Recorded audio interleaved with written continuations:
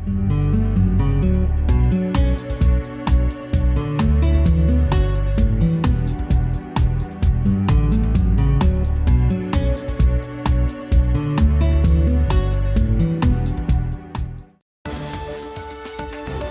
town of Farmington.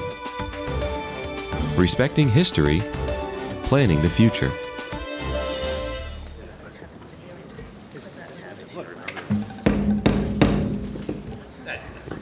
We will call the meeting to order. We always begin saying the Pledge of Allegiance. Chris, would you like to lead us? Pledge allegiance to the flag of the United States of America and to the republic for which it stands, one nation, under God, indivisible, with liberty and justice for all.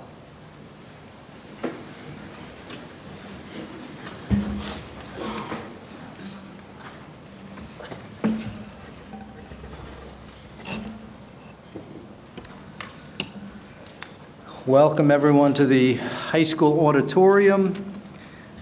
Due to our expectations of a large turnout, we decided to hold the meeting here rather than town council chambers. It would have been a little more cozy in the chambers. We wanted to make sure we had room for everyone who showed up. I'd like to thank the Board of Education, the staff of the school, the custodial staff of the school, and the students who are helping timekeep this evening. We are going to begin public comment when I'm through speaking. We would like to hear from everyone who wishes to speak, but due to the crowd and the number of people here, we are limiting speaking to 3 minutes. That's why we have a timekeeper on each side. The timekeeper will raise a yellow card when you have 30 seconds left to speak, a red card when your time is up. Please finish when your time is up. I don't want to give anyone any stern warnings this evening. Also, there are a number of people who want to speak. We want to hear everyone's voice. We want to hear what everyone has to say, but you don't have to get up and repeat what someone else said. If you'd like to get up and you agree with the previous speaker, it's fine to just get up and say, I agree with the previous speaker. It's also fine to say, I am in favor of or opposed to moving forward. So do not feel each and every one of us in this room needs to take 3 minutes to speak. The agenda this evening, if you'll take a look at it, I think they were out at the doors. It is not all public comment. We, that you see seated in front of you, will be staying for all the rest of the agenda items. We have to listen to a presentation. We would like to listen to a presentation, I should say. And we will have questions, and we need to go through a number of other items. So when you all have finished with public comment, whereas you can go home and have dinner or rest, we will still be sitting up here.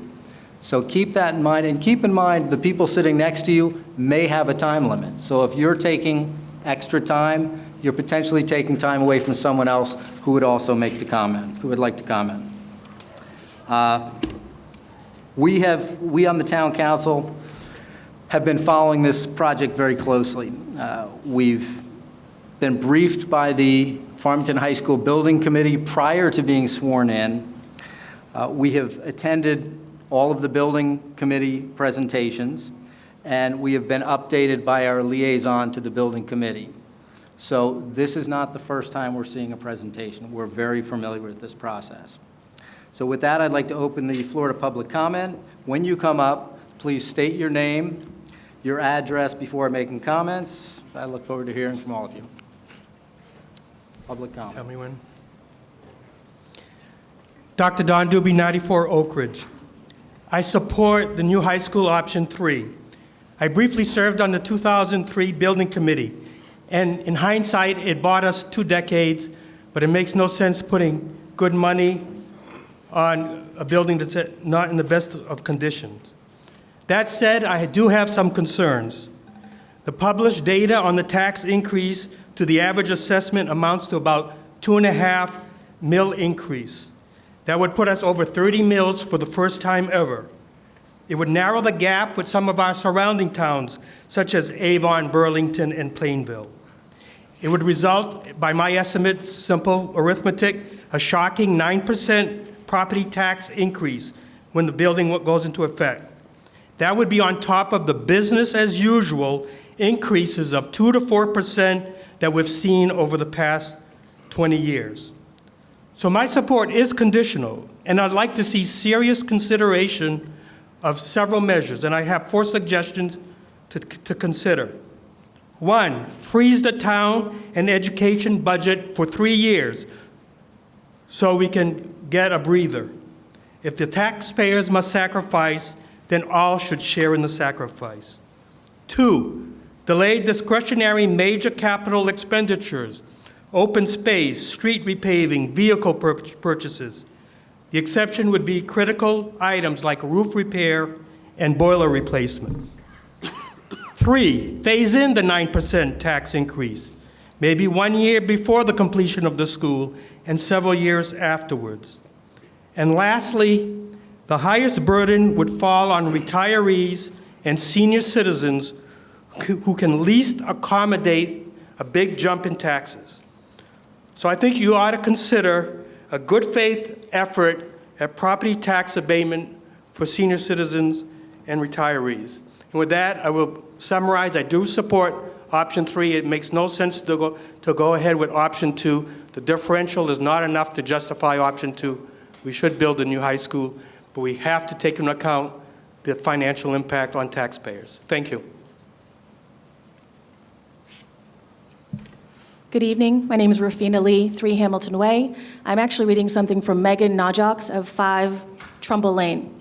Megan says, I respectfully ask that you move forward with a recommendation brought to you tonight by the Building Committee. It fully addresses all the areas identified in the Statement of Needs.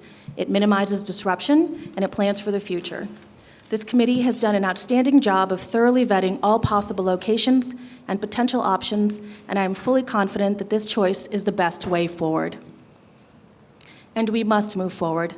With an estimated $49 million maintenance cost, we cannot afford for this project to fail at the polls once again. It is your responsibility as council members to stop the irresponsible and endless cycle of patchwork repairs and put an end to this problem once and for all. Throughout this process, we have repeatedly heard that Farmington is known for its low taxes and great schools. As someone who follows the budget process pretty closely, it is literally a miracle to me that our district is so successful. In fact, we are ranked something like 108 out of 116 schools in terms of spending. While that's amazing considering how accomplished our district is, as a taxpayer, I actually don't think it's something to be proud of. It means we do not invest enough in our education. Investing in education benefits the entire community as it maintains property values and continues to draw revenue into the community as a whole. It is time Farmington sincerely invests in education. I would like to see my tax dollars put toward the future success of this community and to be able to sell my home when the time comes for my kids to leave the nest. I am not alone in this concern. If we lose accreditation or continue to kick this problem down the road, no one will want to stay or make their homes in Farmington. Finally, as we move forward, it is critical for this council to be united and to lead this town towards a successful outcome for this facility. My hope is that every member of this council publicly supports this project in person, in print, and at the polls. Many of you campaigned on bringing forth a long-term solution for FHS. Now's the time to keep that promise. Thank you.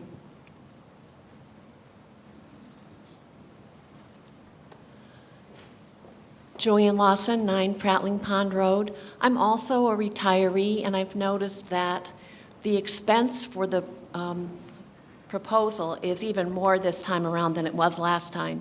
So I want to make sure that why didn't we choose to maintain but build the new cafeteria or some other version of that, which came out at $80 million or so? I want to hear why that wasn't good enough. How confident are we of the estimated student population? Because I want to make sure if we build a new school that we have enough space and not too much.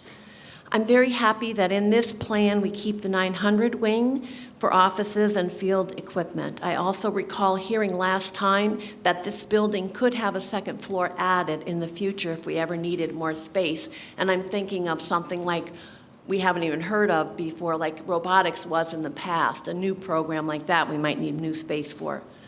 I also like that we're further along paying for the water treatment center and that interest rates are low. I like that the new building will be totally separate from the existing building, which will minimize student disruption. I believe that the request to the building committee must have been better this time around because I like this result better.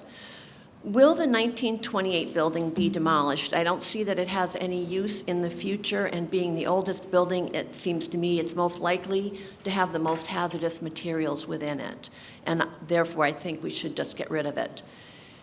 And also echoing the prior speaker, we have to keep up with the maintenance on our other buildings because we won't be able to afford another big project like this until we've paid for the water treatment center. Thanks.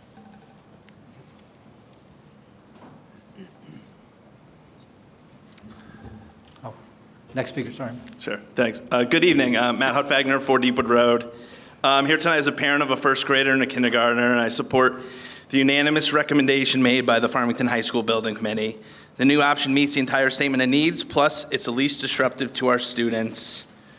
I realize in today's world we have a lack of trust in faith in institutions, but I don't with this building committee. As an active observer, they put in a tremendous amount of effort and work and really studied these options. And then as a parent and a taxpayer, I think they made the right call. You know, speaking of being a taxpayer, I realize this project of this scope may be financially challenging for some, which is why I urge our leaders here, sitting here today, to be creative as possible with the financing of this project. And this includes being more creative with our tax relief programs, especially the Senior Freeze program. I think all of us need to do everything we can to set this project up to be successful. Thank you.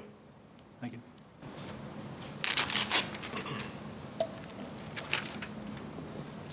Stephen Kay, 57 Garden Gate. I'd like to begin by expressing my appreciation both for the building committee and also for our elected officials. All the time that you put in, the countless hours, whether we always agree or not, I truly appreciate it on behalf of my family. Thank you.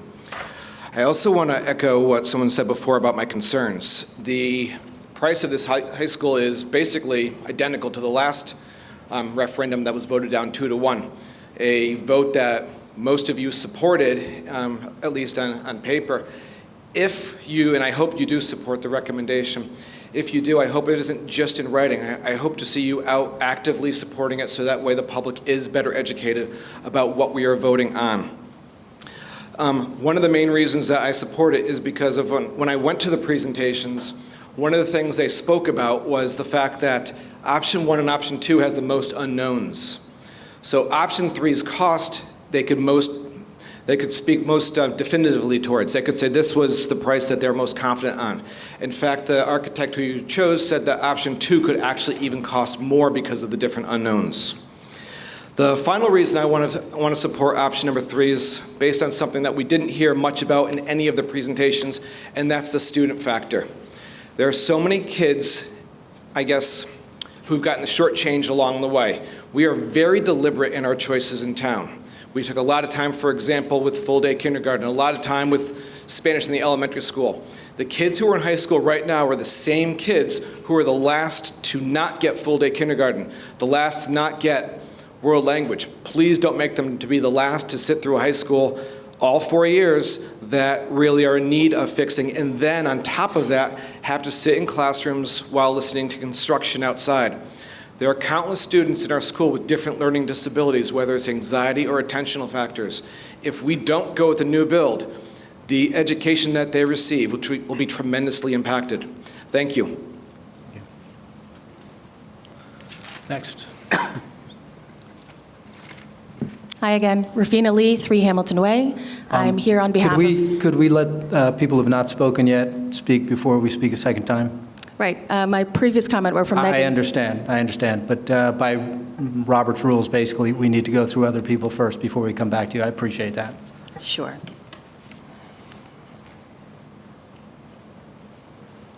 So the next speaker over here. We're on this together. side. Oh, okay.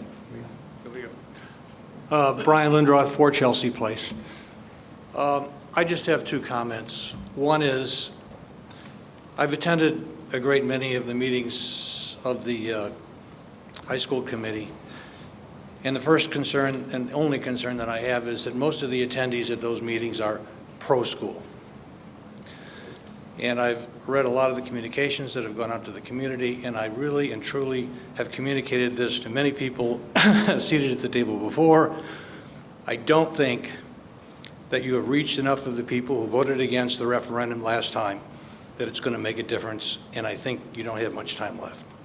The second comment I'd like to make is, as a retiree, I really think there needs to be a cap on the property tax increase. I don't care whether it's focused on retirees or whether it's across the board, but I really think there does need to be some kind of a cap. Thank you. Thank you. Hi, my name is Mariah Reisner of 41 Main Street. And I just wanted to echo what has been said before, that I support a new build. I think that the committee has done its due diligence, and for 50 years we've kind of done these renovation projects and smaller additions to fix the problem, but we need to start fresh and have the caliber of the building match the caliber of the education that our students receive and that our community can all benefit from. And I also, someone else that I'd like to echo, I think that it's really important for the town council to unanimously decide how we're going to move forward and set an example for how the town should not only feel about this project, but how they can be energized about this project and be proud of the project, because kind of working together is the best way that this will be successful. And so I thank you for your service, and thank you. Thank you. Hi, Jordan Taylor, 32 Cedar Ridge Drive. So I was listening to you, and I agree with everything that Stephen Kay said. I also wanted to point out that one of the things that I thought was missing in the design that was picked is that the student collaboration spaces, I would like to make sure that they're very open, that you have a lot of natural light flowing. One of the things, I have 3 children, and they're all 4 years spaced out. I have one that graduated, one who's in here, one who will be in here. We need to build collaboration skills, entrepreneurship, and that's the direction that our students are going. The one in college is never said to me that she wants to go work for a corporate enterprise. She wants entrepreneur. She wants to do her own thing. Those collaboration spaces are very important. And I feel like they need to have the natural light, the sun. You need to look out, and you need to sort of feel the breath of collaboration flow and the energy flow. And I didn't see that in the design you picked, so I just wanted to make that point. Thank you.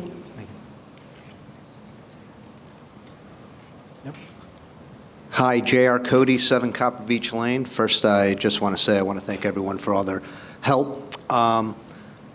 As I've talked to a lot of friends of ours in town, and I have a 3rd grader and a 5th grader in the school system, it seems with everyone, a lot of things in life come down to cost. And we attended, my entire family, a recent Saturday event here at the high school.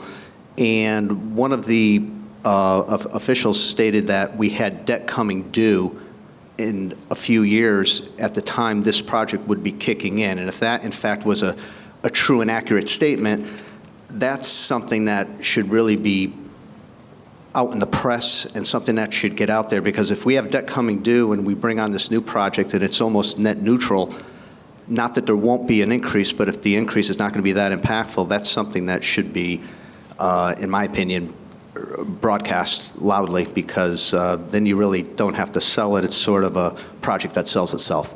Thank you. Thank you. Chad Williams, 17 Westview Terrace. I'm the parent of a 7th grader and 9th grader.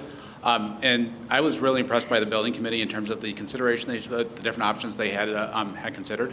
From the things that were presented, I completely agree with the building committee that option 3 was the best way to go. It's going to be the least disruptive to our kids that are currently in high school, as well as to it's going to provide the best educational space after there and make sure we maintain our property values going forward. Thank you. Thank you. Thank you for your patience. Thank you. As I was saying before, my name is Rafina Lee. I'm here on behalf of Comprehensive FHS. Hi, and I'm Marcus Fairbrother, 12 Candlewood Lane, and I am also here on behalf of Comprehensive FHS. As we mentioned at last Wednesday's FHS Building Committee meeting, Our group is a diverse group of engaged and enthusiastic Farmington residents and taxpayers who have been following and supporting the current FHS building project. We strive to be a source of information about this project, and we have continually encouraged public engagement in it.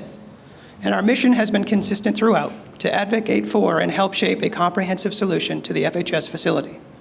Last week, the FHS Building Committee voted unanimously to recommend just that, a comprehensive solution that meets 4 criteria we feel are critical to the success of a project. 1, it fully addresses the statement of needs. 2, it minimizes disruption to the students. 3, it plans for the future. And 4, it maximizes value for the town. We at Comprehensive FHS support the Building Committee's recommendation for a new build with TSKP, and we strongly urge Town Council to accept it. Let us explain why. The process utilized by the FHS Building Committee has been open, transparent, fair, and thorough. The committee has fully lived up to the Town Council's charge. The FHS Building Committee took a deep dive into the documents from the previous projects, the result of the 2018 community survey, and financial forecasts from the town. The members carefully examined the details of the statement of needs. They investigated possible alternative sites in town for a new building. They leveraged the expertise of a skilled owner's representative to navigate a competitive conceptual design process. The committee engaged 2 highly qualified architects in QA&M and TSKP Studio. And it carefully developed detailed evaluation criteria to analyze the 6 conceptual design options presented by those architects. And all along the way, from its inception in March right through today, the Building Committee has worked diligently to keep the lines of communication open and to engage the public. Over the course of nearly 100 hours of public meetings and events, and yes, we've counted, the Building Committee has heard concerns, suggestions, questions, and general comments from a wide array of Farmington residents. The committee has made it a priority not just to hear those comments, but to address them as well. The committee's recommendation for a new build is a prudent one. It will fully address, in a complete manner, the needs of not just the high school, but of the town as well. Yes, it will be an endeavor that will not come cheaply, but we're heartened by the town's diligent efforts to provide the readiness and the capability to take on such a large project in a financially responsible manner.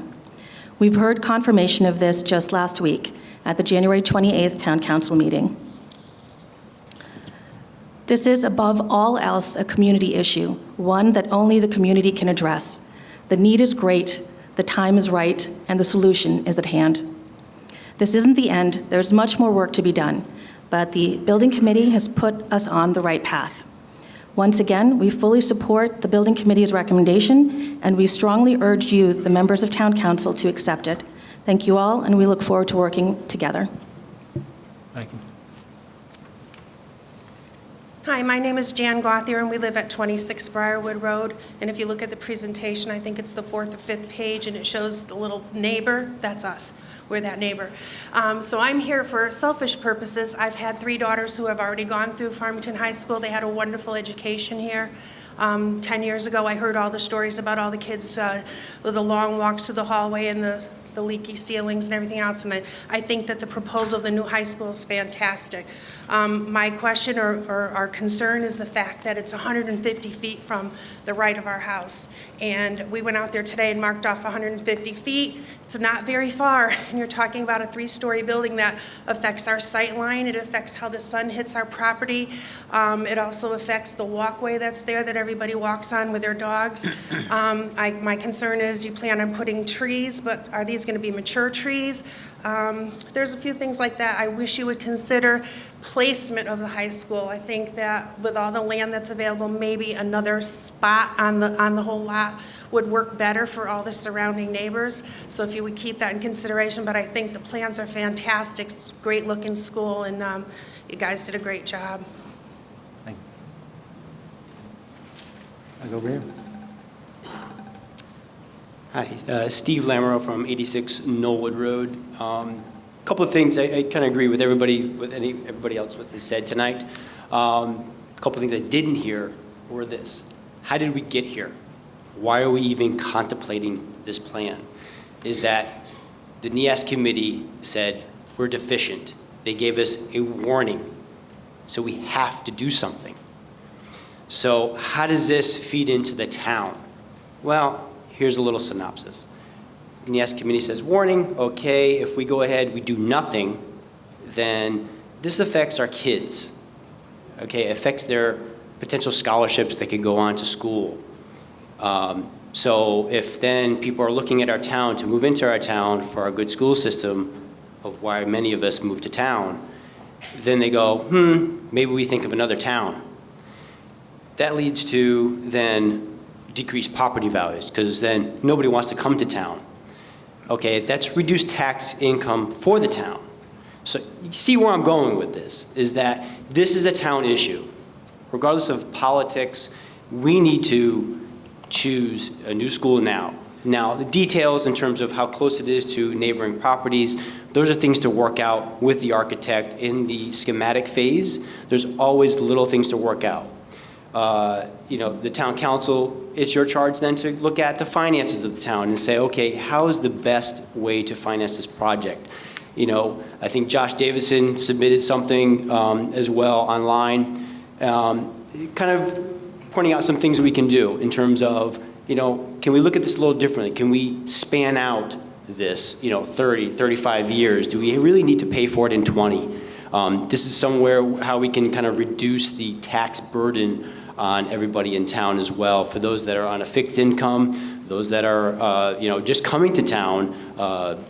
So those are things to think about. There's a lot of factors in this, so just consider all of this. But I think for the benefit of our town, we need, and I support option 3, a new high school.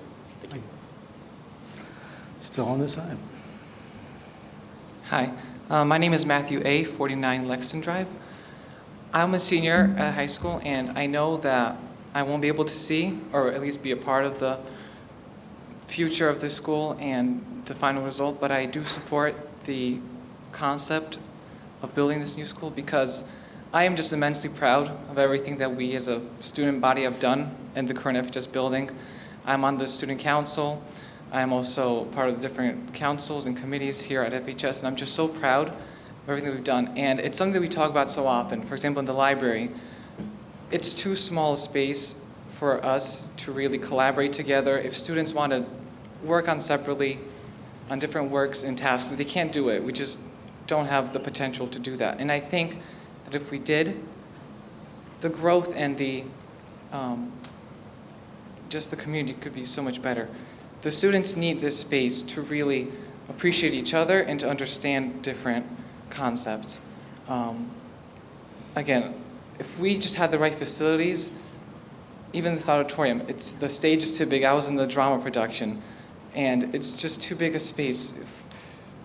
The new building would be such an immense asset to this community, I think, and to the student body, which is so important to facilitate the growth. And I like the collaborative spaces that I saw in the new project, and the classes and the classrooms, and this kind of open concept, which I think would just really push us forward.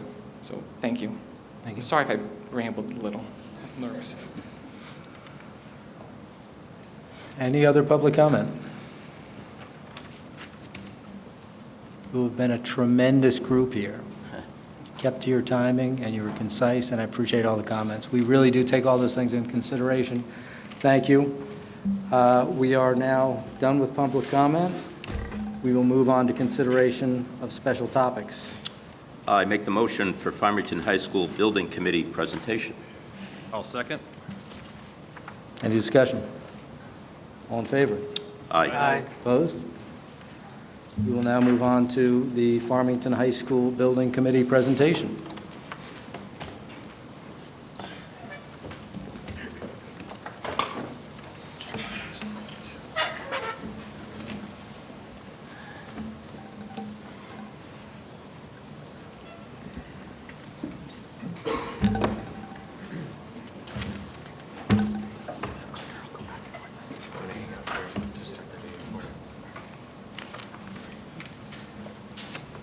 Thank you very much. I appreciate being here. My name is Megan Guerrera. I am the chair of the Farmington High School Building Committee. I stand here as a representative of the fine committee that you see to my right here, as well as some additional members we have out in the audience tonight. So our goal tonight is really to take you on a journey, the one that we have taken as a committee with many members to come to the point tonight of a recommendation to Town Council to move forward with. So I'm really going to be starting from the beginning here. Again, if you hear me, if I don't do a good job with the microphone, just raise your hand if you can't. Can you hear me okay in the back?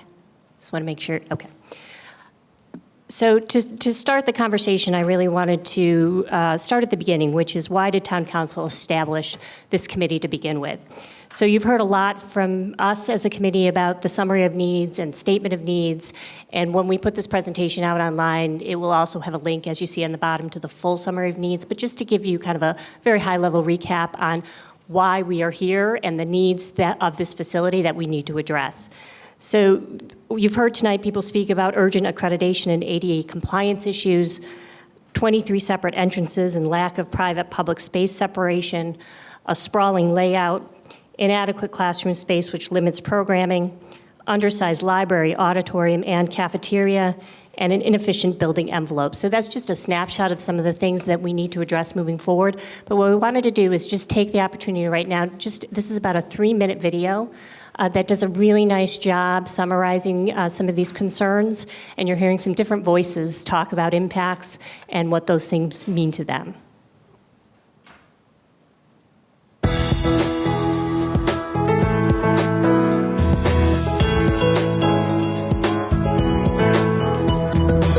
My name is Michaela Duggins, and I'm a senior at Farmington High School. For the duration of my academic studies here at Farmington High, I have encountered many issues around the building that could use improvement. FHS has been placed on warning status for serious facilities deficiencies, including ADA access, heating and ventilation problems, a leaky roof, inadequate science, cafeteria, and library media facilities, and other facility issues that limit educational opportunities for our students. There is inadequate classroom space to accommodate programmatic offerings. Overcrowded study halls are now taking place in the cafeteria, which is already undersized. And undersized libraries at capacity every period of the school day and must be closed off to students on a regular basis. FHS must adhere to an Office of Civil Rights report indicating multiple areas of the school that do not meet Americans with Disabilities Act requirements. In addition, there's a lack of collaborative workspaces that reflect the way students learn in today's educational setting and the type of workspaces our students will encounter in the future. We have resorted to spilling into hallways and doorways. We also have inadequate space for robotics, special education, science labs, and fine arts performance spaces. The poor acoustics, lack of backstage space, old and non-ADA compliant seating, and an unusable loading dock in our auditorium affect our students' ability to put on high-quality music performances, plays, and student productions. Hallway overcrowding and lengthy passage time for students pose challenges each day for our students and educators impacting learning. The sprawling building is associated with increased energy costs on an annual basis, impacting our budget. Mechanical, electrical, plumbing, fire alarm, and building protection systems are out of date and not in code compliance, making energy system performance inefficient. A green design could save 35 to 45% of annual cost per year, depending upon design. There are 23 separate entry points, sightline issues, lack of private and public separation, and a very challenging building orientation. The current parking lot configuration does not provide for adequate parking or clear pedestrian pathways, which is also a safety concern. Lastly, our auditorium and cafeteria are undersized for the population, impacting scheduling, educational programming, and state and federal requirements for food services. Please join together with us to develop a comprehensive solution to the significant needs of our high school facility by visiting our website, attending meetings, and becoming a partner in addressing the comprehensive needs of the FHS facility. Farmington High School values being one school, one community, one us.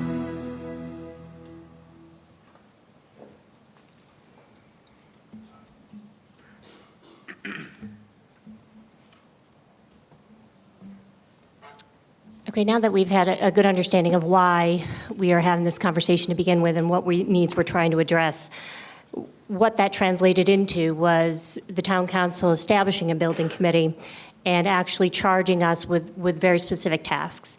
And that's what you see in front of you here. So there's a couple parts to this charge that we received, and I'm going to focus on part one and part two, phase one for right now, which will bring us right up to the point of referendum. So what included in part one was making sure that the building committee reviewed any reference documentation that we had available to us from the last building committee, as well as any studies that were included, the community survey that was executed over the summer, the ad hoc committee results, all that information that we needed to review to make sure we understood the work that had been done to date. In addition to that, we had to engage multiple architectural firms for competitive conceptual design. That's something that you've heard a lot about, and I will talk a little bit more about later.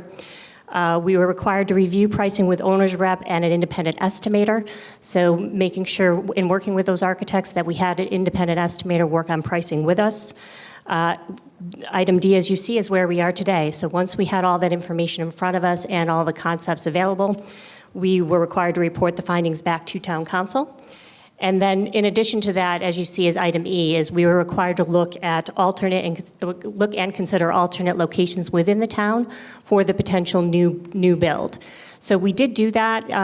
There was a site committee that was developed that actually evaluated every piece of possible land in the town to see what was appropriate after careful evaluation, and all that evaluation information is out on the website for you to review. It was determined that the municipal campus, as we call it, which is where we are right now, the existing where the existing facility is, was the appropriate location for a lot of reasons, and so we moved forward with that being the option. Part two, phase one, is we will actually receive a project scope and net project cost range from town council. So that is the result of the recommendation tonight. Once that is handed over to the committee, we will be recharged to sit down with the selected architect and continue with preliminary plan development. So as you hear us speak tonight about conceptual options, please keep that in mind, and I'm going to talk in more detail in a minute about it, but these are conceptual options and designs only. There's a lot more work for us to do on these designs, on the selected design, to really make sure this is the right and comprehensive solution for the town. And then obviously, once all that work is done, the final step, at least in part two, phase one, is to bring the plan to referendum. And I'm going to talk about timing regarding that in a minute. So once the charge was presented to us, that charge needed to be translated into a, process and timeline. And really what we would look here is breaking it into a little bit more of a detailed process. There's a lot of steps underneath each one of these high-level tasks as well. I'm not going to go through every item here, but what you see is a conceptual option phase, which is the phase we're in right now in the project. So the goal here was to evaluate conceptual design options from multiple architects to provide town council with the information they need to set the net municipal project cost range and overall project scope. And you'll see there's multiple steps to that process, but where it brought us is in that final yellow box there, where we are presenting the conceptual design options to town council, and the result being town council setting that municipal project cost range and overall project scope, February 2020. Once we complete the conceptual option phase, we again move into that preliminary plan phase or schematic design, as you might hear people talk about. Again, this is just to design a comprehensive solution to address the BOE statement of needs that falls within the net municipal project cost range and overall project scope set by town council. And the result of that ultimately will be a town meeting and the referendum, which right now is scheduled for fall of 2020. So that's the overall process as it relates back to the charge. And we will continue, obviously, to update the community as we move through the process, but it's important to understand where we are in the process and the level of detail and the information we have at this point, and understanding how we're going to build on that as we move forward. So as I mentioned, I've been trying to be very clear with people as understanding what conceptual design is and what a conceptual design option is. So this is really the beginning of the process. So And the primary function of a conceptual design is to determine a starting point. I think that's really the best way for us to describe this, is in working with the two architects and walking through the process and focusing on statement of needs. We really determined a starting point for this project. And that's really what we're presenting tonight. And that's a focus on a very high-level design concept. We had categorized those design concepts either as a maintain, renovate, or a new building option. Again, focus on meeting the statement of needs, a high-level cost using an independent estimator, as I mentioned previously.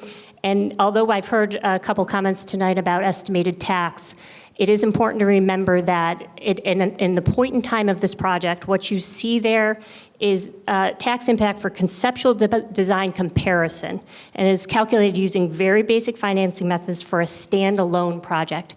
So it's important to understand that there is more work to do as we move forward and we think about our options around what the overall impact is going to be. So I just want to keep that in mind as we move through the process, that there'll be more information and more details around that.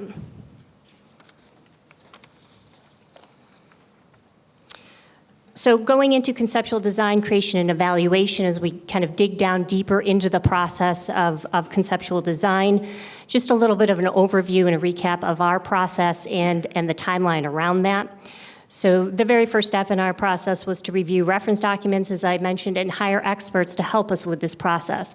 Although we do have a lot of talent on this committee, that really provides a lot of benefit, and I think has been really the main reason why we've been so successful. We also needed to bring some people on board to help us that are experienced in building educational facilities and what that means. So we actually did a very thorough review process and brought CSG on board. They're actually right up here up front with us tonight, and as an owner's representative that help us navigate the process and ask the right questions and act in our best interest. So that's really been a big part of our process, and it took us about 3 months to actually evaluate all the information we had in our hands, as well as bring the appropriate partner in CSG on board to the committee. Second step in the process was interview and select 2 architects as part of a competitive design process. Again, another 3 months to actually, if you think about that, to actually respond to all the requests for proposal, actually have interviews, evaluate each one of those options, and make sure, again, that we were making the best choices we could make, and we thought was the best fit for this project and for the community. And on a side note on that, that work is usually done in its standard practice in responses for proposals and selections of finalists moving forward that is done in executive session for us. So you did see that happen a lot in our meetings because of this process, and that we remained in that competitive process moving forward. And the technical language is the Connecticut General Statutes Section 1-206 and 1-210B24. You can tell I've said that a lot. And so it's really an important part of our process to make sure that we maintained that competitive process and really executed in the way we needed to and responsibly inside our meetings. The third piece to that process was design and evaluate the conceptual options. So this is the bulk of the work.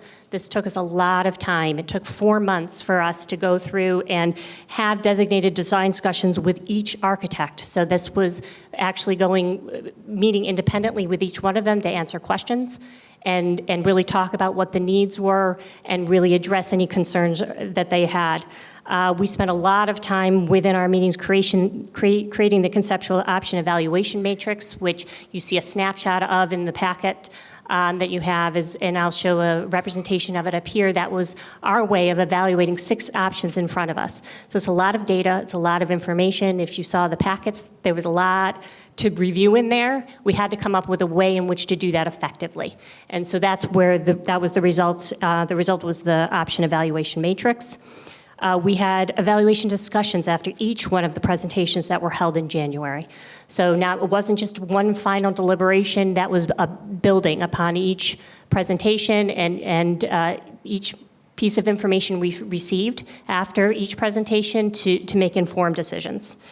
We did community feedback via online and public comment at every meeting, and most meetings 2 opportunities for public comment, because we wanted to have people the opportunity to express their opinions and then hear presentations and then provide even more information after they heard the presentations from each of the architects.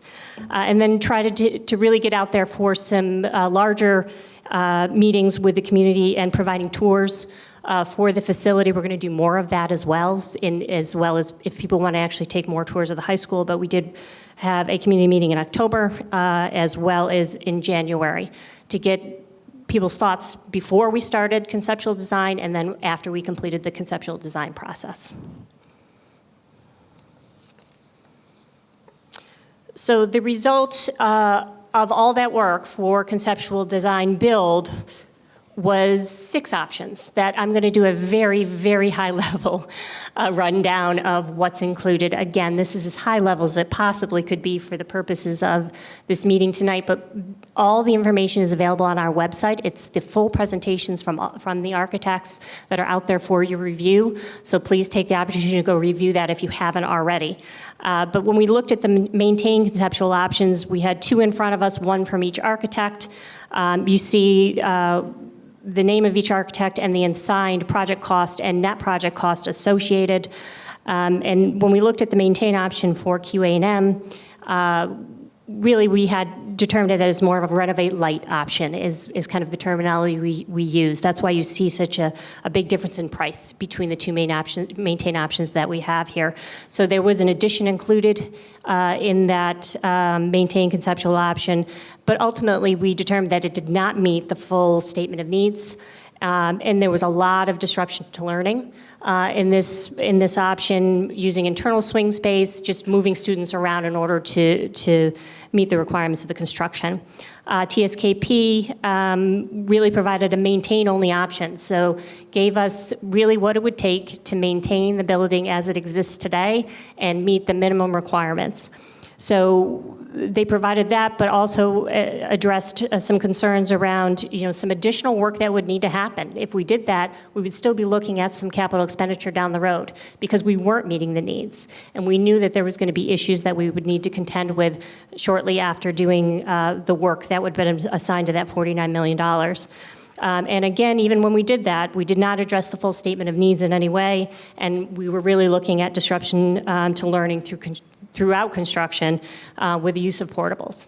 So when we looked at those, we kind of looked at evaluation of the maintain options. Those were the things that stuck out the most to us. And again, I'll talk about that a little bit more as we look at a full evaluation of all the options together, but a snapshot of the maintain conceptual options. The Renovate conceptual options, QA&M, when we looked at their option, we were really, some of the big differentiation there was learning communities in the back of the building. So when you look at those plans and the proposed concept, this was one difference between the two. So QA&M had the learning communities in the back of the building, but when the Renovate really did meet the statement of needs. That's a fair statement to say. It did meet the statement of needs because of the additional work that needed to happen there. But again, we were looking at disruption to learning with those options, and there's some risk that I'm going to talk about in a little bit associated to those, and we had to take all that into consideration. TSKP, similar approach, but again, learning houses in the front of the building, again, met the standard of needs, but still disruption to learning throughout construction through portables. So we were weighing and balancing all of these pieces of information and what that meant in comparison to each other once we had all the options presented to us. And then the new build conceptual options. So QA&M took a different approach to their presentation, and we kind of refer to it as a river approach. If you had an opportunity to go hear them speak about it at the community meeting or took a look online, there was a concept that they delivered about kind of a central river running through the building. It was just a different design concept, but did differentiate them from TSKP.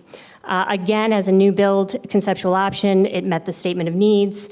Just when we're looking at orientation for both options, they really are oriented in a similar spot on the campus, not exactly the same, but similar in the fact that it's actually where the student parking is now.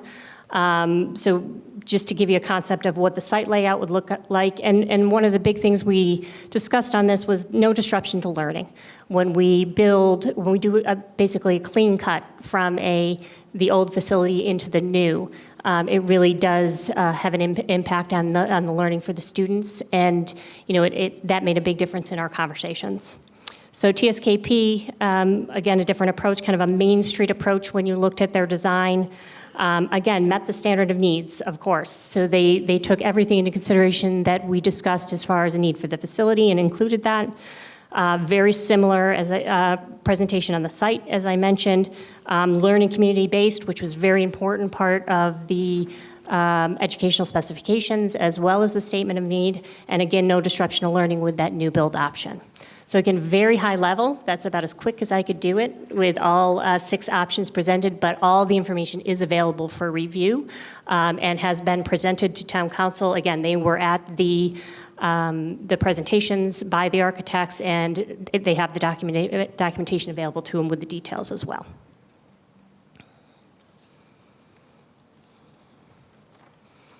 So once we had these all 6 options available to us, we were posed with the task of how do we evaluate these and make a recommendation. So we really looked at it in 2 pieces. The very first part in our process was to select a project scope. So we focused first on what did we think the best option was with all the information available, maintain, renovate, or new. So this is independent of which option within that scope was our first part of our conversation. And then part 2, once we identified what we felt the best scope was to select the option within the project scope of TSKP or QA&M. So that's how the conversation took place in our meetings moving forward, and that's how I'm going to present the information to you tonight. So we did a conceptual option scope comparison, and I tried to do this in a way that gave you kind of a visual representation of what this analysis looked like. So I discussed earlier that we did have an evaluation matrix, and what you see in the very top row there is what the score ranges were for each one of these options, and it's really a range because I'm presenting 2 options within one column. And this was an evaluation of whether it met the statement of needs and the ed specifications. So as you can see in just simple scoring, it represents the conversations that we had, meaning maintain. Really, there was a range between the 2 of 12.3 to 17. This is a max score of 28. That each option could have received. Renovate was 25 to 26.3, and new obviously coming the closest to that 28 max of 25.8 to 27.6. So again, it was another way for us to validate our conversations and making sure we were keeping all the information in mind and that the statement of needs and ed specs were accurately represented in each one of the options. Safe and flexible learning environment was also a big part of our conversation. And when we really looked at the maintain options, minimal safety requirements addressed. There was a lot of restrictions to being able to do that within a maintain concept, and really no flexible learning environments. Again, we were working within this envelope of this building to maintain it, and it's very hard to accomplish that goal. Education disruption, as I mentioned before, significant educational disruption through construction, just for having to move students around and address construction and phasing as we move forward. Maximum value and minimal risk. So again, I think I did hear some of that tonight, is being able to balance that as value versus risk for each one of these options. We were concerned about hazmat risk. We don't know everything that is here and that we would need to address. And those unknowns could affect the project duration and cost. So again, something we needed to consider as we were comparing these scope options. And as a community asset, we wanted to make sure that this facility worked the best it could possibly work for the community as well. So we talk a lot about the students, as we should, because this is their facility with the teachers and the educators, but this is also a community asset. It is, we would hope that this would be a place that the community could use for meetings and for use of cafeteria spaces and auditoriums and things like that. And it's something that we really took into consideration. And there is a concern from a safety perspective and for many other reasons around separation between public and private spaces and how we maintain that within this existing envelope. So as you can see, when we really looked at the maintain options, there was a lot of things for us to be concerned about. when we were looking at that in comparison to the other scope options.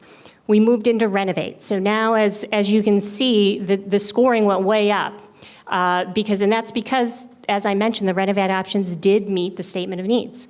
That was something that was valid and certainly something that we acknowledged.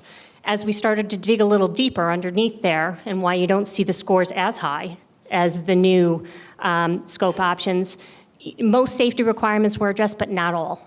So we knew that there was some concerns, again, using this existing envelope. How do we address that? And what kind of concerns were there around safety specifically? There was addition of a flexible learning environments with the additions that were added with those learning communities in both options. So we did meet partially what we wanted to meet as far as safe and flexible learning environment, but not everything. As educational disruption, again with Renovate, because we are renovating on the current facility that the students would be in at the time of construction, still significant educational disruption. So again, a large concern for us and one that we did take into consideration. Same thing with maximum value and minimal risk. Hazmat risk still existed. As we talked about renovating the current facility, and unknowns could affect project duration and cost. So similar concerns to maintain. The community asset piece, we did see a better approach to public-private space separation concerns with the renovation options, so it was definitely something that we knew the Renovate did meet the need there. But again, balancing all these pieces together, we then had to move into the new school option. So 25.8 to 27.6, so we had much higher scores at that point because, again, meeting the full statement of needs and ed specifications, meeting all safety requirements, and providing fully flexible learning environments across the board for the students, meeting many of the statement of needs issues and educational specifications. No educational disruption through construction, no hazmat risk, duration and cost risk are minimized at that point. So, and then obviously public-private space separation obtained. So something definitely, I think it was a nice representation of how we walked through the conversation and the things that we focused on. Again, there's more detail inside that evaluation matrix for us to consider and that we did consider. But I thought just at least presenting the scores gave you an idea of where each of these scope options fell. So based on that full analysis of the scope, the Farmington High School Building Committee is recommending a project scope of new build to the Town Council tonight. And I think hopefully we've made it clear as to what our decision points were and how we moved through that conversation. So that's one piece to the puzzle. The next step obviously is once we determined that new build option, we went into conversations about which option within that new build we would select. I'm going to announce the recommendation at this point, and then I'm going to go into more conversation as to why that was the recommendation. So based on a full evaluation of both new conceptual options, the Farmington High School Building Committee is recommending a project option of TSKP new build, or you might hear option 3. We've said it a couple different ways. And you can see there a representation that's actually a picture from the presentations that we pulled forward for you, so you can get a visual representation of the concept. So this is a snapshot. I'm not going to go through this specifically, but of the conceptual option evaluation matrix that I've discussed previously. This is, again, gives you a better understanding of the roll-up of the criteria. This is an averaged score that actually was built from each of the voting members that presented or that listened to the presentations and actually scored individually, and we rolled up to an average. And that's what you see here for each of the options. So again, I'm not going to go over it in specific detail. You have it in front of you.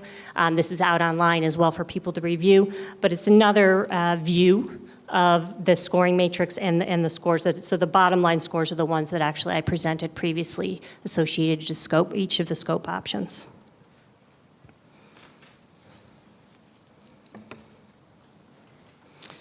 So as a high-level view of the option evaluation results, again, when we're looking at the TSKP new build option, evaluation matrix score with a max of 28, focusing on statement of needs and ed specs, 27.6 is where this option scored within the criteria. What that does show you is we do have room for improvement. So that is where we will be working with TSKP directly to say, what can we do better here? And how can we make adjustments to make sure this is really, truly the best comprehensive solution for us moving forward. So just very high level, some of the things that we really felt were beneficial in this design and what made it the best fit. Site layout and external traffic flow. So just when we were looking at the overall design, we really appreciated the ease of site usage and a simplified traffic flow when you take a close look at what they actually recommended for us. Surrounding neighborhood considerations. So I know this was something that's brought up tonight. And I want to make a very specific statement about that. So that was something that was part of our conversations that TSKP did include in their presentations was we do know that there's surrounding neighbors that are impacted by this option. And they did come forward with some mitigation strategies to that impact. But we are also committed as a building committee to stay focused on that. To actually pull in a focus group from the neighborhood to help us with those conversations as we move forward to see how we can come up with the best solution around any of those concerns. So that was something we appreciated in this design option. Design flexibility, so ease of design customization is if at the very highest level, when we were looking at concepts as a building committee and started talking about possibilities, it really did, we were very comfortable with that design and the ability to say, maybe we got some flexibility to move things here or change things or adjust things. And that made us feel good that we could go into schematic design and really work collaboratively to come up with the best option. Internal design and traffic flow, so learning common and cafeteria placement was important to us when you looked at those designs. And you might afterwards, once you kind of see some of our rationale, go back and take a look at some of the information that's online so you can see the comparison maybe with a little bit of a different lens. But that was important, and from an educator's perspective, that made a big impact for them, as well as collaboration space placement within those learning communities. Made a lot of sense to our committee and the experts on the committee that really have a knowledge around those things. And fit and feel for Farmington. So this is something when we looked at, again, you hear me say quite a bit about a fit. The fit of this option for this town and for this community. And one of the things, the reuse of resources was mentioned, so that the reuse of that 900 wing and being able to really keep that in mind as we move forward. Was there a way we could reuse that and what made sense to us? And then overall, really an efficient but effective design. So when we really looked at that, it met the need.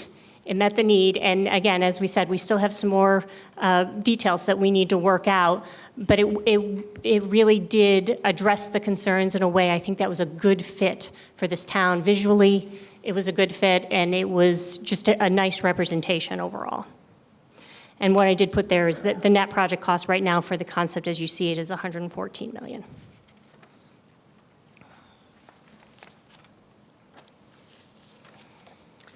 So this is just another breakdown, more visual external elements, and this is specific to the TSKP new build option. Improvements to parking and circulation, one student entrance, site ADA dressed, loop road around the facility, one field addition, so this actually included an addition of another baseball field or softball field. Surrounding neighborhood impact mitigation strategies, as I mentioned, and a flexible approach to the 1928 building. So I want to address this here, that this is an ongoing conversation.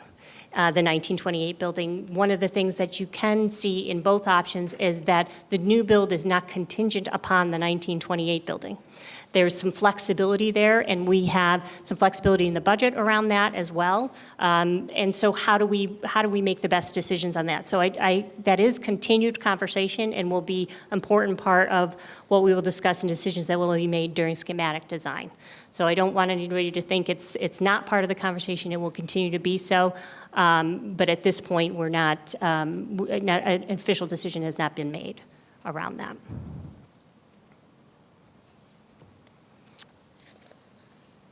Option recommendation, internal elements. So this, again, when we're looking at the TSKP option, ease of design customization, learning common and cafeteria placement, as I mentioned, and that collaborative space placement within learning communities. And it's just represented now with kind of a visual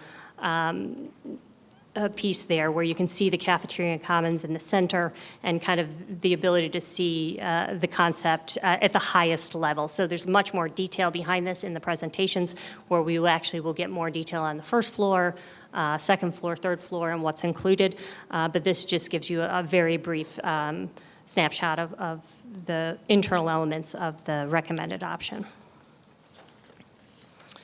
And then again, fit and feel for Farmington, the reuse, we put that down there, the reuse of resources, so 900 wing, and that's separation of central office, which made a lot of sense, again, to the committee as far as placement of that, efficient but effective design, as I mentioned, and exposure to natural lighting. So that was one thing we actually did see that we liked in TSKPs is the use of lighting internally inside the design and what that meant, because we do agree that's something that's important and can really lead to a great learning environment for the students.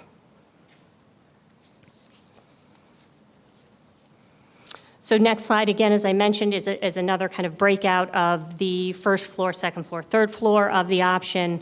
Again, it's a little hard to see details here, but online there's a much clearer image for you to be able to see, but just a representation. So sometimes when we're talking about it, it's hard to visualize. So this is another view.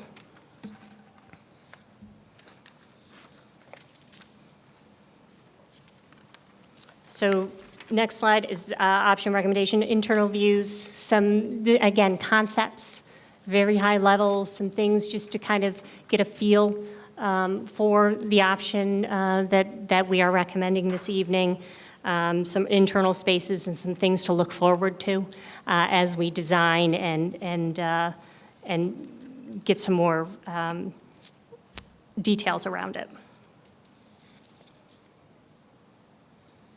And then the next slide that you see again is that introduction of that natural light to the central portions of the building and what that means. Again, high-level concept. We will see changes to this as we move forward, but again, a starting point and something that we felt we were comfortable with as a starting point moving forward.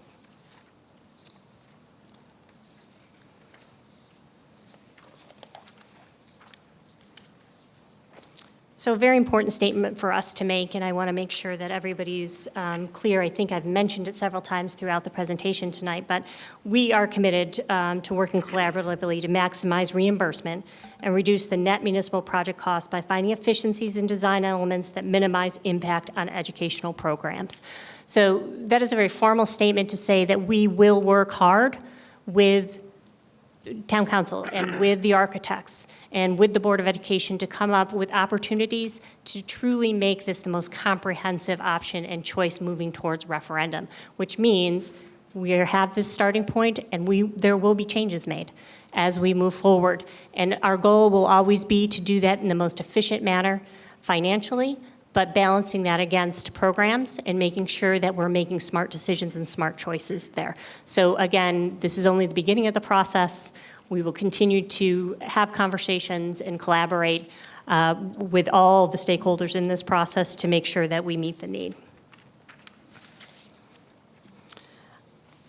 I also would like to, at this point, extend a thank you to both architects in this process. So again, this was competitive design, and it was a challenging and unique process for us to go through.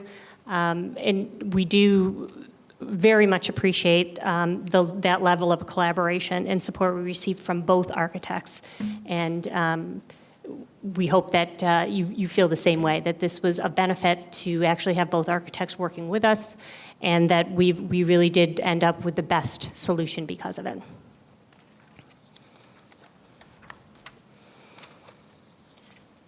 So as next steps, as we mentioned, receiving the net municipal project cost range and scope from Town Council. So as we hand this recommendation over to Town Council tonight, hopefully we've given them the information they need, I believe we have, to move forward on setting that net municipal project cost range and scope.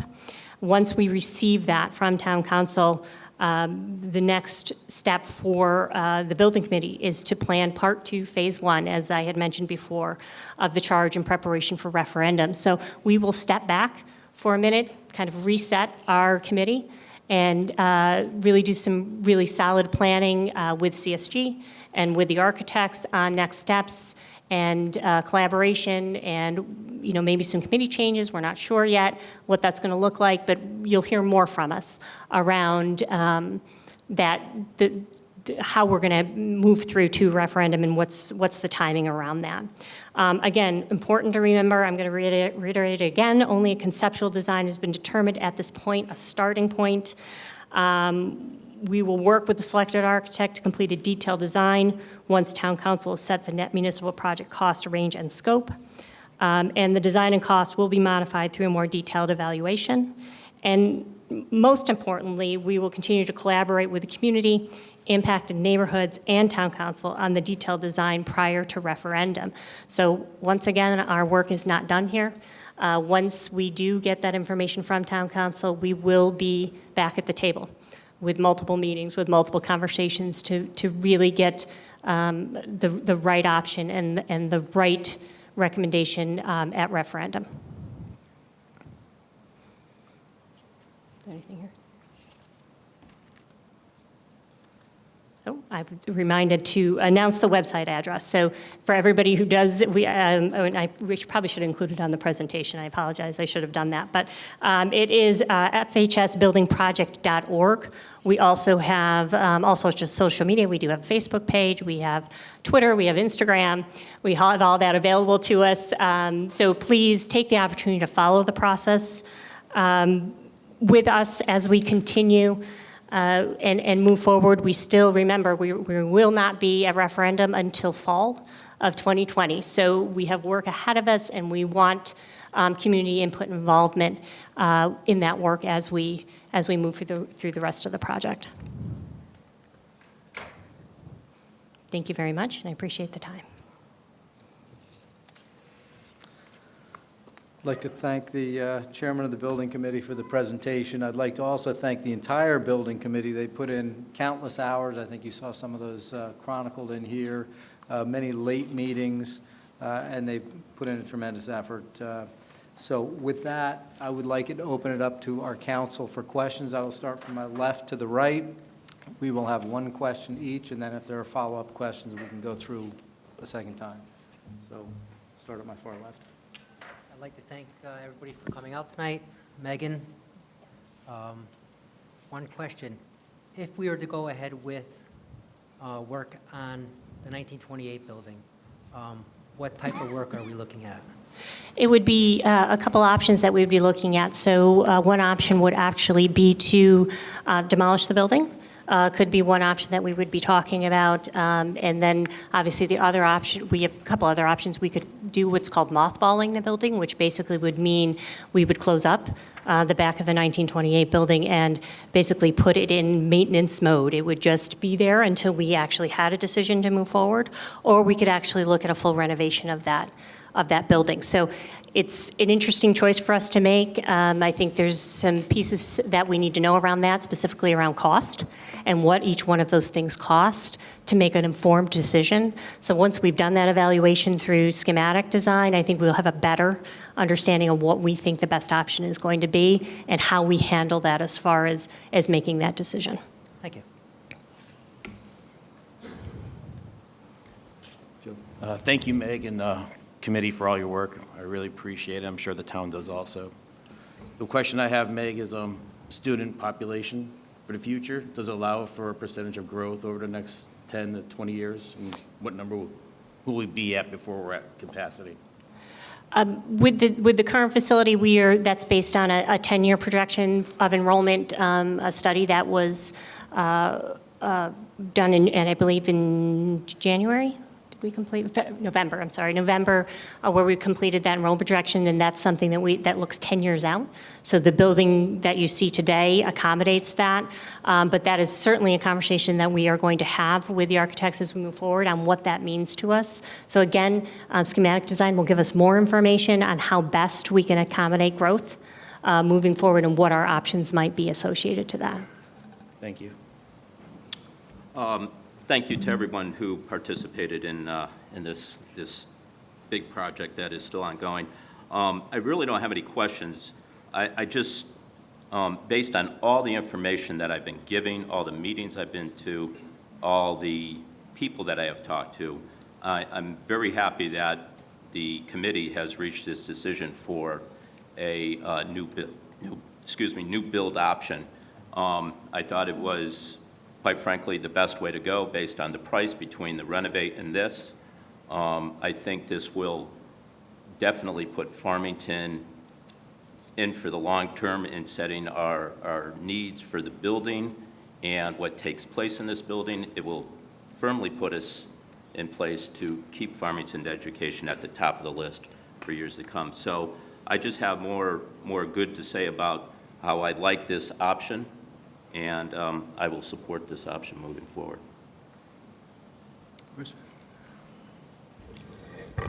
Thank you, Megan, and the building committee. I mean, I guess I can thank myself because I'm on the building committee. So I don't have any questions. And just having as previously served as a Board of Education member, I've been living with this project and challenge for a number of years.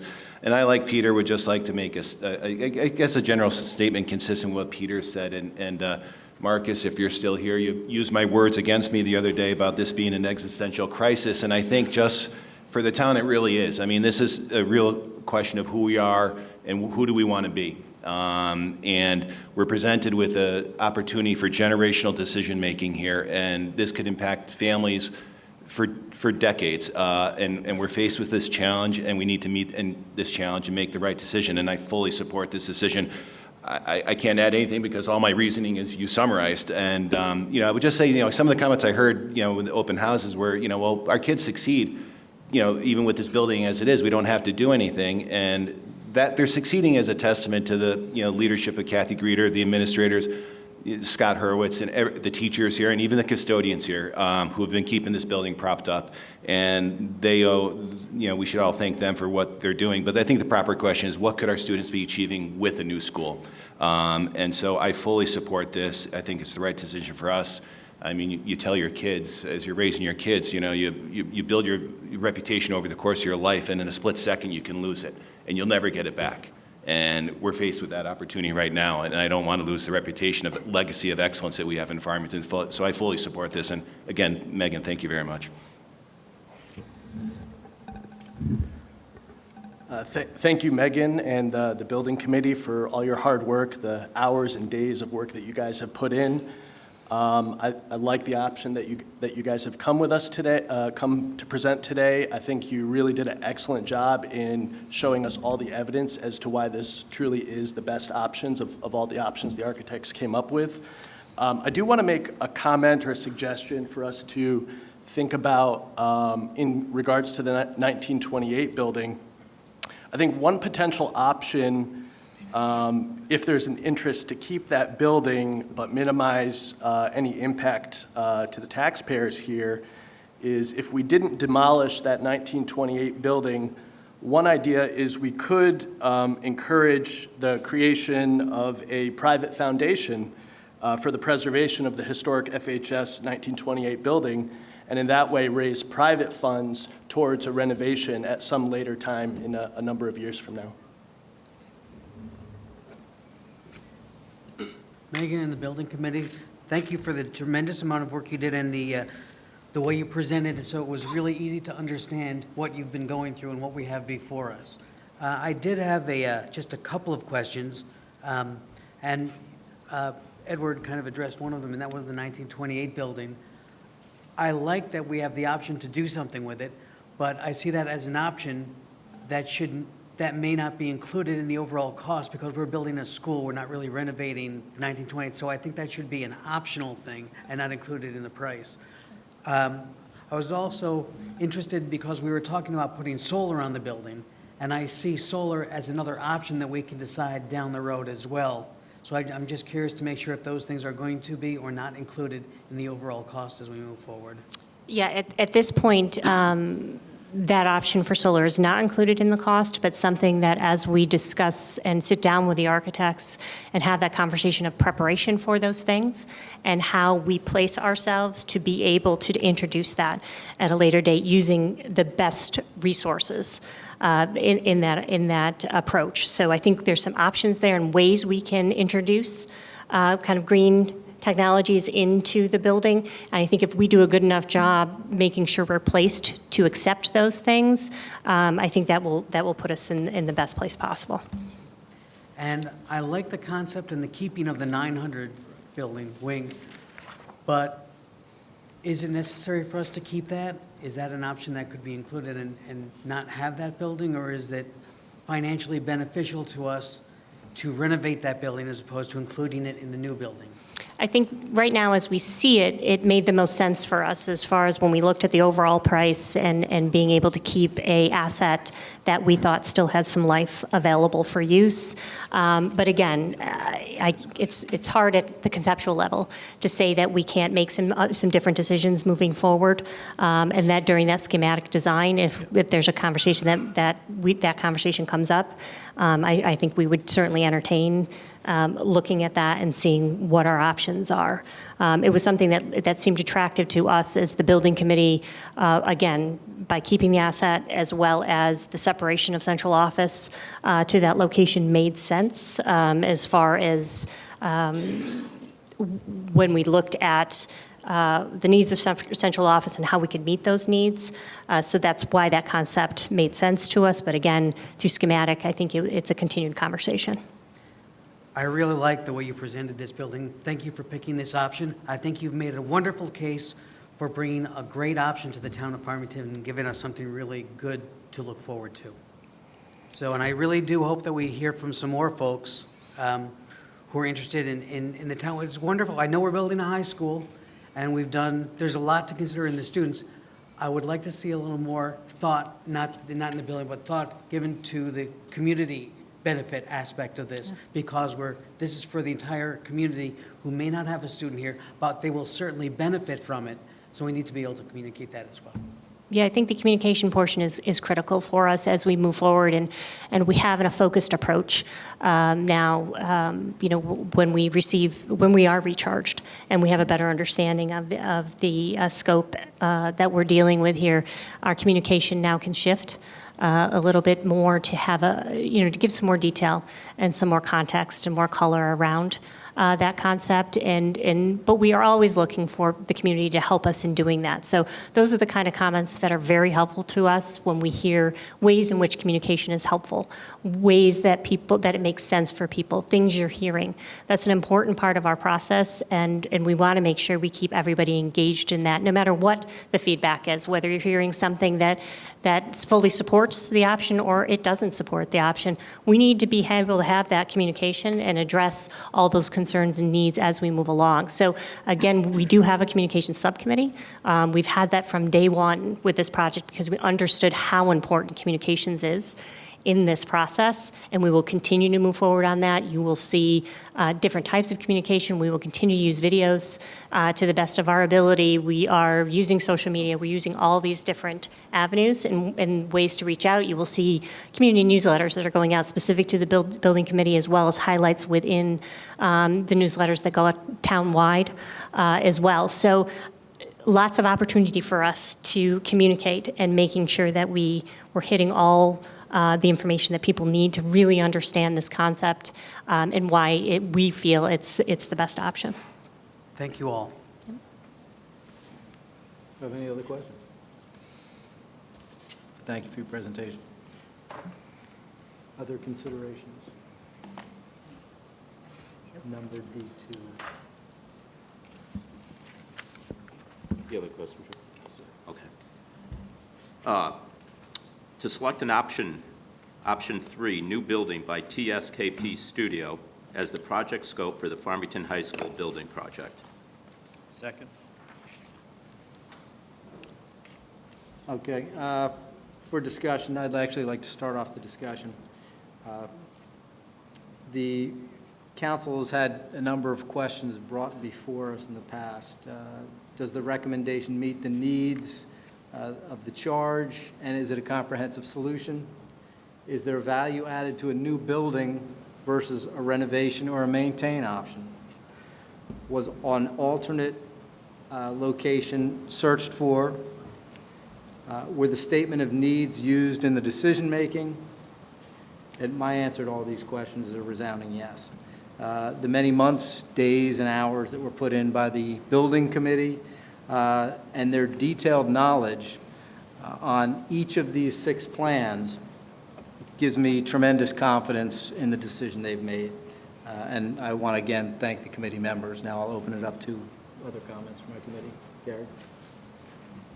I would like to thank the building committee, Board of Ed, everybody that worked on this project, the architects, both firms. It's a great honor to serve on this board and to bring this project forward.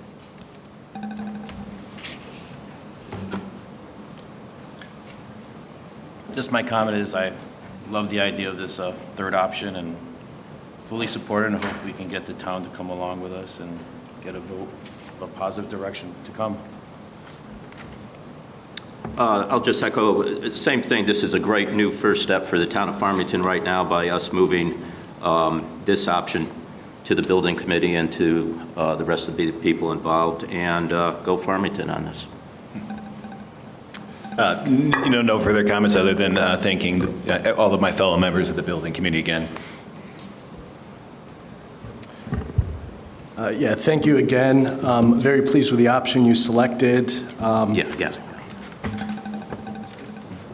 There are, so many reasons why this option makes sense. It scored the highest score on your evaluation matrix.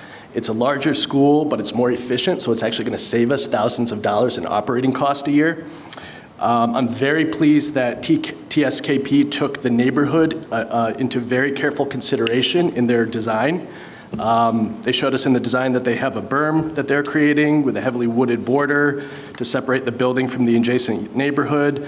I also thought it was really intelligent that you have the side that's facing the neighborhood is only classrooms. So if there's anything going on in the gymnasium, in the theater, anything like any other activities in the evening, that's not going to disturb the neighborhood. I thought that was very smart of you guys. I'm also pleased that we're keeping the 900 wing for administrative offices, since that's the newest portion of this school. It's nice to see that we were able to leverage that and make use of that. And this design clearly minimizes any impact, any disruption to the students. And then also going back to, I think, a point that was made by Megan and others, is that the renovation options are basically a huge unknown in terms of cost. When you renovate an old home, you don't know what the final cost is going to be until you open up those walls and see what's behind there. Same thing goes for this school. And lastly, I'd like to say that recently, as part of our strategic plan, we pledged to take a look at our tax abatement policy for seniors, veterans, and disabled veterans. And that's something that we're certainly going to pursue, and that we hope we can alleviate some of the tax concerns to those folks that are perhaps on fixed income or in those types of situations. Thank you.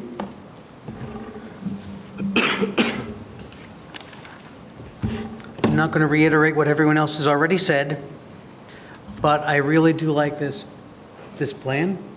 I like the option. I like that you touched on a lot of the touch points that were mentioned today by the public. And I think you have set a high bar, and I look forward to you guys raising that bar as we move forward for an even better outcome. Thank you. Any other comment? We have a motion on the floor and a second to support the building committee's recommendation for a new building by Tai-Soo Kim.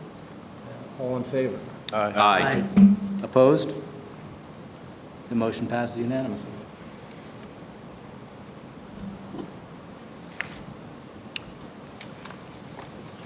Next item. Agenda item D3, to set the range of the net municipal cost of the Farmington High School building project. Second.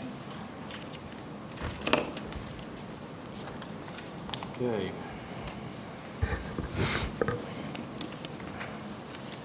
I will again begin discussion on this one. As far as the setting the range, the finances, we had just last week a very thorough presentation by the Director of Finance of Farmington, looking at our forecasts, looking at what we have coming up throughout the coming year, and we had many questions from the council. We were given a great deal of additional information. Some of the things that we discovered. We are in a much better position today than we were 3 years ago to add debt. It was mentioned earlier in one of the public comments that there is debt coming off. We have reduced the debt that's outstanding already, and that continues going forward. We discussed the overall debt, the tax consequences, of course, and the debt service. As the fiscal authority in town, we have to consider what we feel is best for Farmington.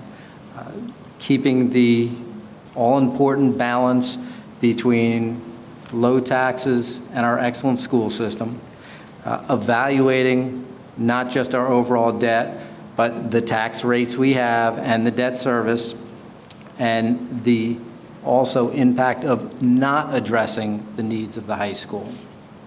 So going forward, we're looking to recommend a range of costs that we feel the town can afford.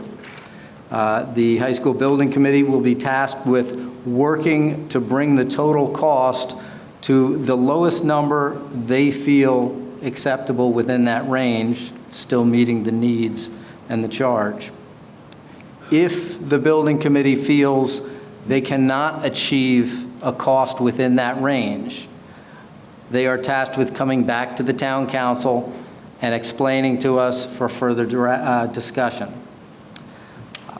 Additionally, we're looking into other areas. Someone mentioned earlier, and I think Ed brought it up, senior tax abatement is one of those areas. We're looking at different areas that will help with any potential tax change going forward.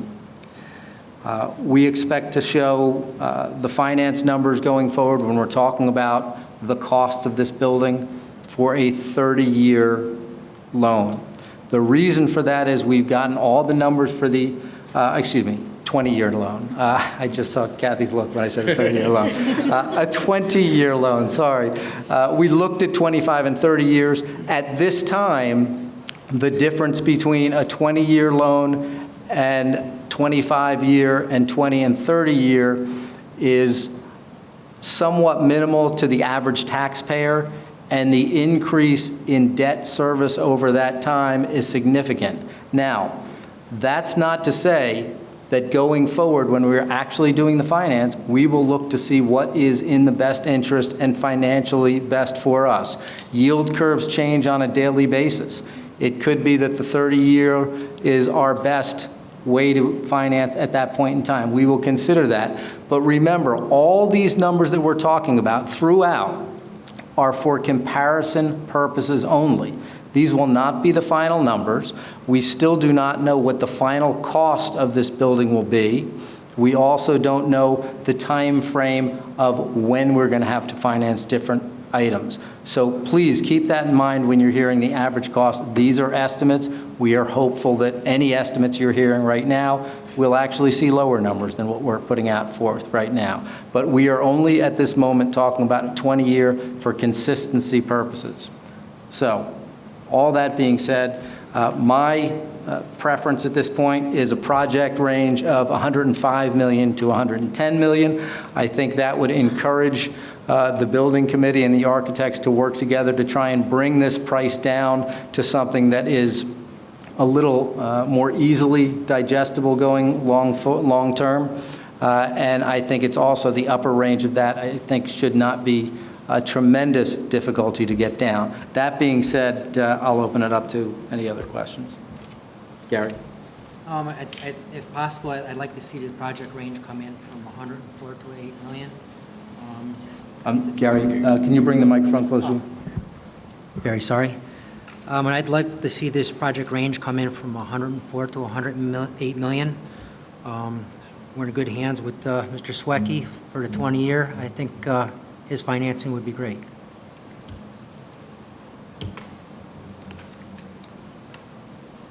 I'm comfortable with either the 104 to 109 or 8 or the 110 that you proposed. And I have to thank our finance director. He's constantly looking every day to fix our numbers and to get the best deal possible for our town. And it shows his ability as far as the SOAR project to get the debt down and future projects. So thank you very much for all your work. And I implore the committee to sharpen their pencil a little bit to bring those numbers down for us. I would support the 105 to 110 based on the information that we're giving and the presentations we've had. I'd be comfortable at this time accepting the 105 to 110 range for the project. I'd equally be comfortable with the 105 to 110 range at this point in time, based upon my knowledge of the project and involvement to date on the building committee. I'm comfortable with the 105 to the 110. Like CJ said, if the building committee has, if there's an issue with coming to that range, they're going to come back to us and basically give us all the reasons why they can't adhere to that range. But I think this is a good start, just to show that we're being as financially prudent as possible for our taxpayers. I'm good with the 105 to 110. In terms of, as CJ said, the yields can change as the market changes. In terms of like the maturity of the bonds, I think we'll look at that at a later time. So I'm not going to say I'm for 20 or 25 or 30 at this point. I think once we have a final number and we do a more detailed analysis, we can make those decisions and look at any other potential options with the financing as well.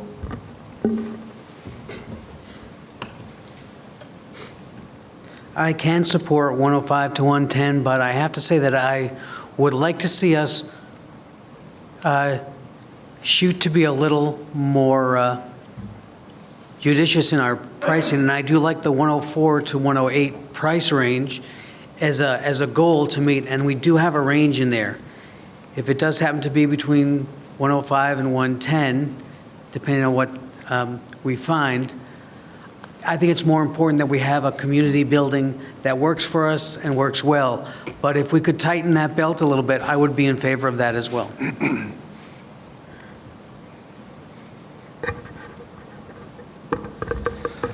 And I would just ask that the building committee, whatever recommendation comes before you, of course, and I would fully expect, knowing the members there, that you would work to get to that lowest range, and also I would ask the architects to work closely with them to do so. I make the motion to set the range of the net municipal cost for the Farmington High School building project from $105 million to $110 million. Second.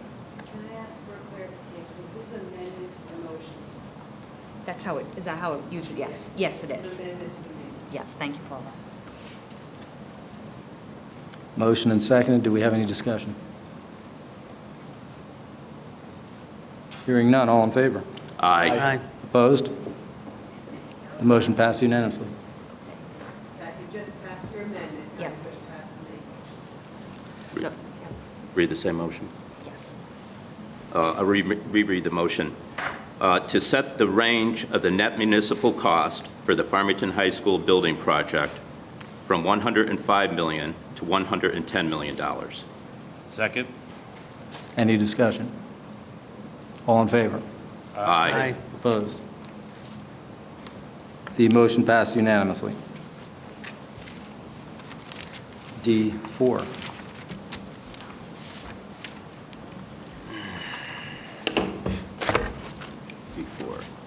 Motion to charge the Farmington High School Building Committee to complete the requirements set forth in Section 53.4 of the Town of Farmington Code for the new building option by TSKD at the net municipal cost range of $105 million to $110 million.